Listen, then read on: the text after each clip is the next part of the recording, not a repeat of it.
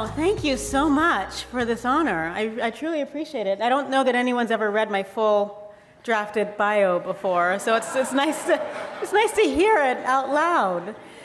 I am vertically challenged, so hopefully you can see and hear me at the same time. I feel you. Okay, you do? Okay, good. So we're good. So, I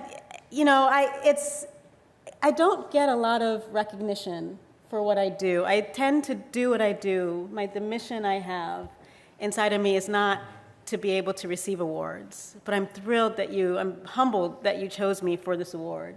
So I'm grateful for that. But the reason I do what I do is not because I'm just interested for the sake of security.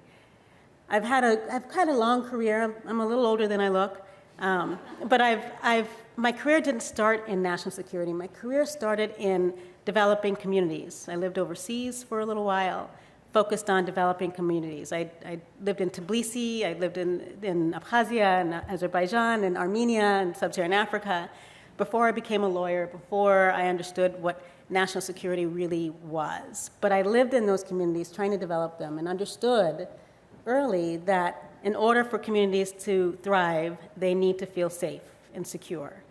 And so that's been my driving mission throughout my career. So to an ordinary person looking at my resume, and it didn't start with national security, it looks a little chaotic, like I was just sort of following my curiosities, but at the end of the day, that's what I'm here to do. And so cybersecurity delivers that, in my view, right? It delivers the opportunity to be able to thrive and prosper in the internet, in the interconnected world at this point. So I am here to make sure that those spaces are safe, that everybody understands their role in that space. So I wanted to start there. So there were three sort of moments in time that really informed that for me. I mentioned one, I lived overseas and understood that security really mattered for communities to thrive in Tbilisi. So I was young and didn't realize that I was living in a Shevardnadze world at the time. But then, and it was an otherworld experience. But then here, we all remember 9/11. We all remember where we were and what we were doing. I was in law school at the time. That was the first time I felt completely vulnerable in my own country, in my own space. And it wasn't comfortable. And so at that moment, that's when I realized I really needed to go full on in security. There was no information security law course in law school, probably for many of you at that time. There really wasn't such a thing. So I had that in my heart. The other pivotal moment, once I finally did enter the security space and worked at DHS, was when I realized that our democracy was vulnerable. That scared me the most. So I was at CISA in that 2015, 2016 timeframe, and really leaned in at that moment in time. So those are the moments that really shaped how I function now. It's not easy, I'll be frank, in this room. It's small enough. I'll be frank, it's not easy being a woman in this space.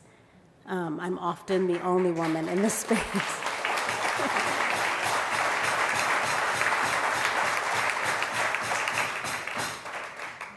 It's not easy being Black in this space.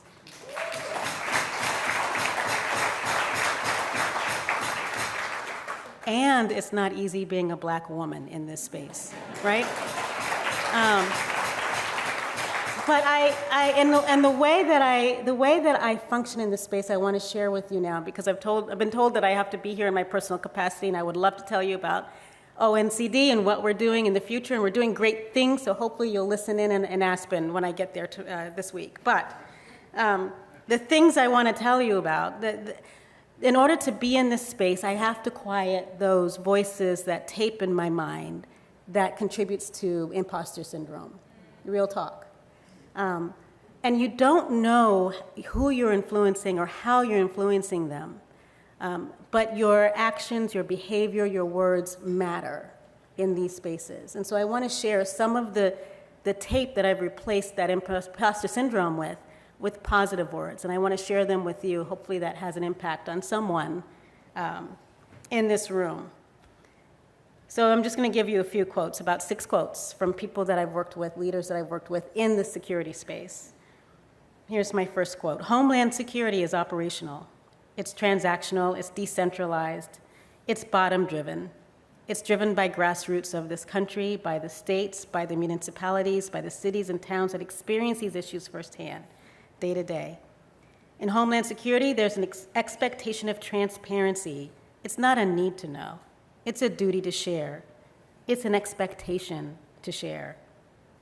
Deputy Secretary Jane Lute in 2011.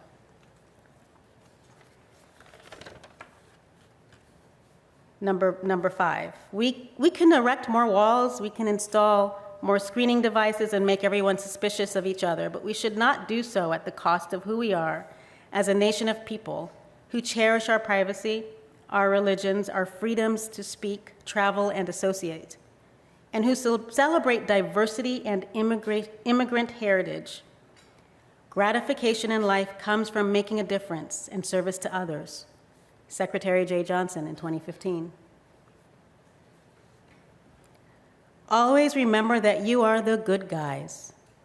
Public service can and should be passionate fun, but it is also a solemn and demanding responsibility. Steve Bunnell, General Counsel, 2017. Write and write well. Be passionate about your job and know the law. Deputy General Counsel Joe Maher at DHS. In all that we do, we have the opportunity to bring honor. Secretary Mayorkas this year. Lead with kindness. Director Inglis, every day.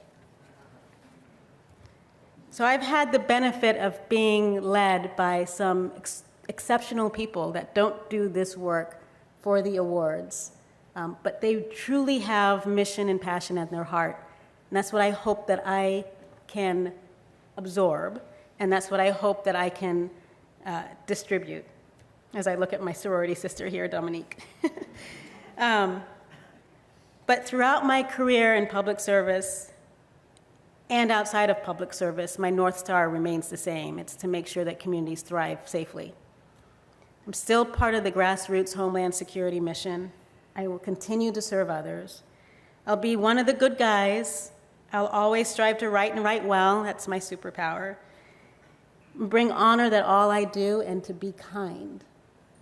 And so in the words of Jen Easterly, my new best friend, rock on. Thank you.